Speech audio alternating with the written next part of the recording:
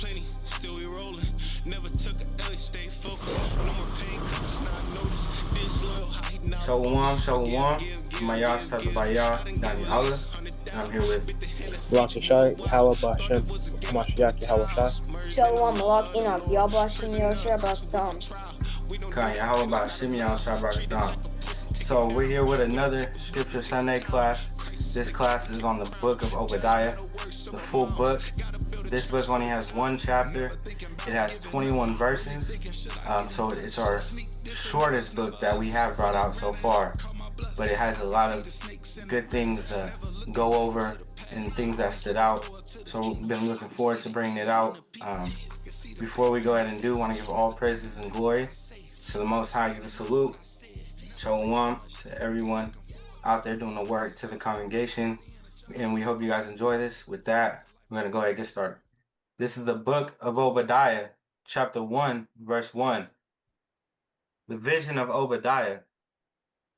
Thus saith the Lord God concerning Edom.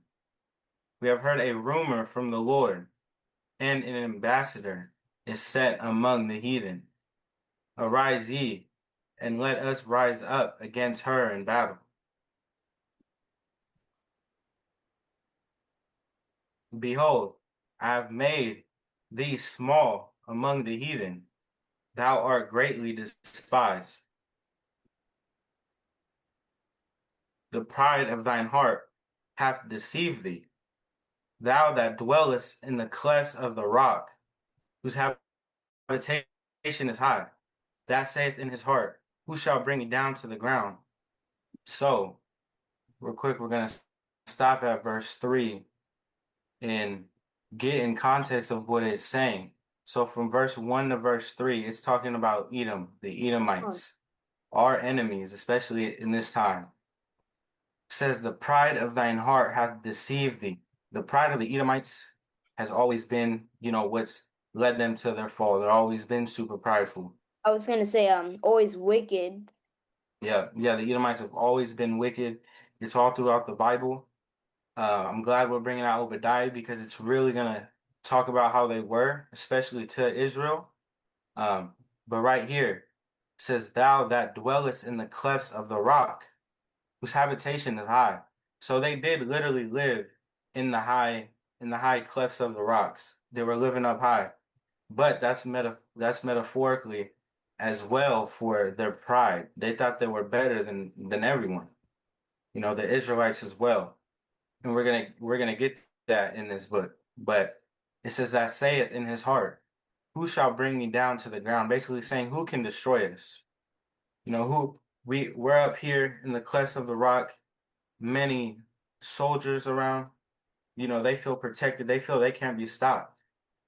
And it might have looked like that. The Israelites might have been smaller, looked weaker, didn't have, armor at that time. They might have looked like a weaker opponent. But we know we have the Lord, right? The Lord is going to wipe them out. So I don't want to give it away, but we're going to see later in verse 15 where it talks about all nations. But we're going to go ahead and now read verse 4 through 7. Verse 4. Though thou exalt thyself as the eagle. Again, talking about how they exalt thyself. Their pride is through the roof. As the eagle, we know how high the eagle flieth. And eagles aren't just regular birds. They're flying all the way up in the air. Basically untouched. Right? That's kind of giving you a view of how the Edomites view themselves. And though thou set thy nest among the stars, thence will I bring thee down, saith the Lord. So this is the Lord talking. Remember, I was saying earlier, they think they're so high and mighty. The Israelites might look like a weaker opponent, but we have the Lord on our side, and he's saying, I will bring thee down. So real quick, before I get verse 5, a little backstory of that. Edom has brought down Israel a lot in this time. Has brought down Israel a lot. So now we're going to see Israel is basically going to get their revenge back, which the Lord wants. So let's go ahead and get verse 5. Colin, they think they're all powerful, but they think we're weak because we don't have armor, but the Lord makes us strong. Con. Yeah, we might have not had, we didn't look the strongest. There was people that weren't keeping the commandments as well. We didn't look united as we're supposed to be. All of these things play a part. Uh, but verse 5 says, if thieves came to thee, if robbers by night, how art thou cut off? Would they not have stolen till they had enough? If the grape gatherers came to thee, would they not leave some grapes? How are the things of Esau searched out? How are his hidden things sought up? And then verse 7. Colin. God. All the men of thy confederacy have brought thee even to the border. The men that were at peace with thee have deceived thee and prevailed against thee. They that eat thy bread have laid a wound under thee. There is none understanding in him. We see all throughout the Bible the scriptures that speak on Edom, that they're the border of wickedness. We know out of all nations as well, they're going to get it the worst. Like that is written in the Bible. We know the other nations are our enemies as well. But Edom, I mean, the Lord has it set that they're going to get it the worst. So verses 1 through 7 is really talking about how high mighty they think they are. Talking about how they've took down Israel already, living in the clefts of the rocks. But now it's going to be our turn. It is our turn in the book of Obadiah to take them down. And the Lord is going to do that. Obadiah, chapter 1, verse 8. Shall I not in that day, saith the Lord, even destroy the wise men out of Edom, and understanding out of the mount of Esau? And thy mighty men, O Teman, shall be dismayed, to the end that every one of the mount of Esau may be cut off by slaughter. For thy violence against thy brother Jacob, shame shall cover thee, and thou shalt be cut off forever. In the day that thou stoodest on the other side, in the day that the strangers carried away captive his forces, and foreigners entered into his gates, and cast lots upon Jerusalem, even thou wast as one of them.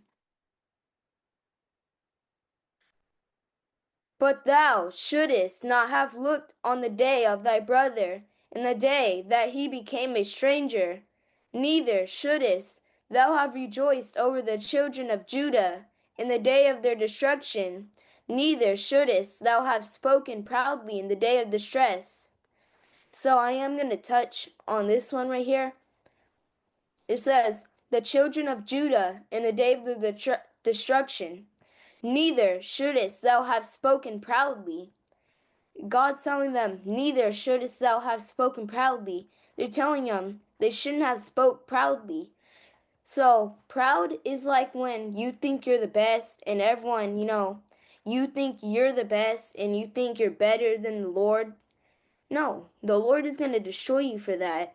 Edom is bad because of their pride and deceiveness. They think they want to be like the eagle high. Their pride is high. The Lord is going to Right. destroy all that folly. He doesn't give 1%. No. He's going to destroy that. Yep. High, like the eagle, and then the cleft of the rocks, right? Like literally high up in the nice high areas, looking down upon The the nice Israelites. mountains high. Yep. Yeah, Colin. They think they're that powerful, but they're really not. Thou shouldest not have entered in the gate of my people in the day of their calamity. Yeah, thou shouldest not have looked on their affliction in the day of their calamity, nor have laid hands on their substance in the day of their calamity. Neither shouldest thou have stood in the crossway to cut off those of his that did escape. Neither shouldest thou have delivered up those of his that did remain in the day of distress. So, what stood out to me was verse 13 right here. I'll read it one more time. Thou shouldest not have entered into the gate of my people in the day of their calamity. Yeah, thou shouldest not have looked on their affliction in the day of their calamity, nor have laid hands on their substance in the day of their calamity. The heathens should not have afflicted and taken of advantage of God's people. They have something bad coming for them because of this. They think they're better than the Lord. They have all this pride. They have all the pride. They're disobedient, they're wicked. All this pride is making them looking evil, and God is not going to let this happen. And he doesn't want any of this filthiness in their kingdom. And I'll say one last thing as well before we hand it off to Yeshaya. Yeshaya is gonna actually close it out and we're gonna see what happens to them. Basically what I'm about to say, their pride in their arrogancy, how they think, their destruction as well. They're actually destroying things. They're not just have this prideful spirit. No, they're doing stuff with it. They're destroying and slaughtering people. God, not just with their words, but with their actions. Right. Yeah, they are physically doing that back then, and now we know who the Edomites are in today's time as well. So what I'm getting to is it's kind of a buildup for them to come fall all the way down. We know when the Lord comes back is going to be when that buildup comes all the way down, and that's their last um, breath of air as a wicked nation. We're going to see them get destroyed here, and we know in today's time while we're in captivity as well. So I just want to add that because Yeshaya, like I said, is going to finish it off, and we're going to see about Edom. So You follow could you could tell they're gonna get destroyed. God is never gonna let this slide. I guarantee he's never gonna let it slide. So great reading, Malak Enoch, and breakdown. This is the book of Obadiah, chapter 1, verse 14. Neither shouldest thou have stood in the crossway to cut off those, to cut off those of his that did escape. Neither shouldest thou have delivered up those of his that did remain in the days, in the day of distress.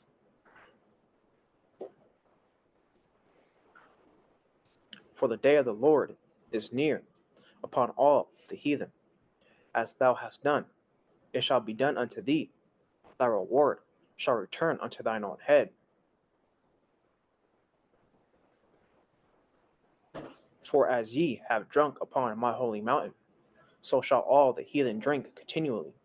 Yeah, they shall drink, and they shall swallow down, and they shall be as though, and they shall be as though they have not been. But upon Mount Zion shall be deliverance, and there shall be holiness, and the house of Jacob shall possess their possessions, and the house of Jacob shall be a fire, and the house of Joseph a flame, and the house of Esau for stubble, and they shall kindle in them and devour them, and there shall not be any remaining of the house of Esau, for the Lord hath spoken it. And they of the south shall possess the mount of Esau, and they of the plain of the Philistines, and they shall possess the fields of Ephraim, and the fields of Samaria, and Benjamin shall possess Gilead. And the captivity of his host of the children of Israel shall possess that of the Canaanites, even unto Zarephath. And the captivity of Jerusalem, which is in Seraphad, shall possess the cities of the south. And saviors shall come up on Mount Zion to judge the mount of Esau, and the kingdom shall be the Lord's. So, if you go up to, believe, verse 16. Yeah, verse 16 was fire.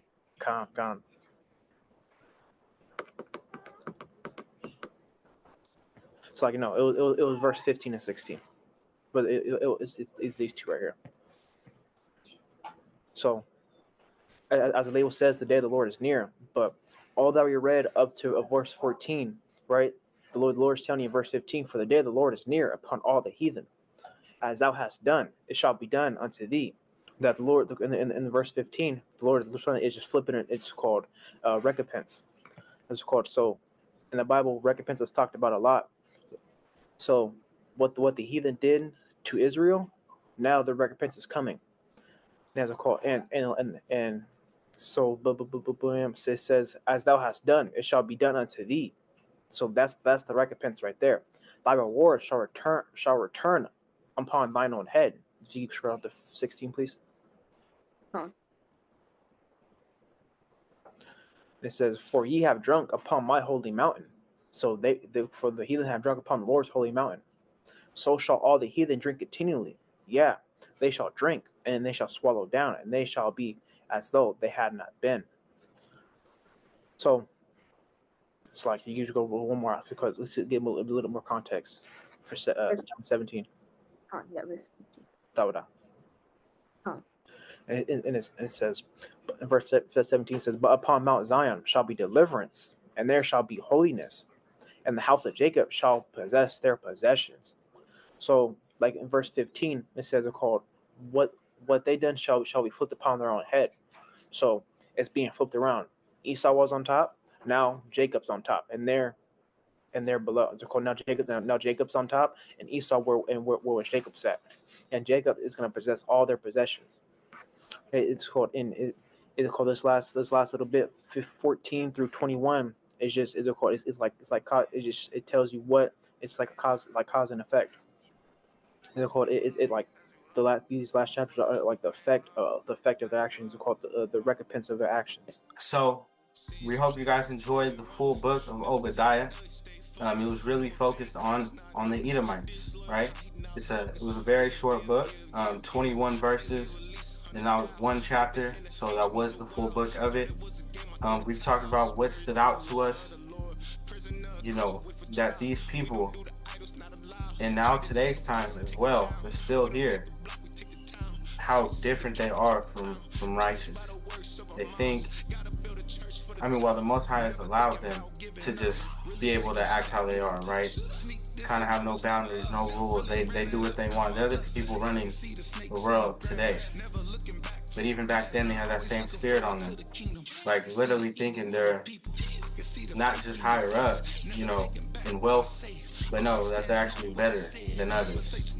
When they're actually the lowest. And they're going to get destroyed. You're going to have it the worst, the scripture says. Cotton, I'll say something. What I want to say is, to everyone watching, did you guys ever see that they were going to get destroyed? Because if you see, pride isn't good, deceivedness isn't good, and they had no respect to Yahusha. They had no respect. They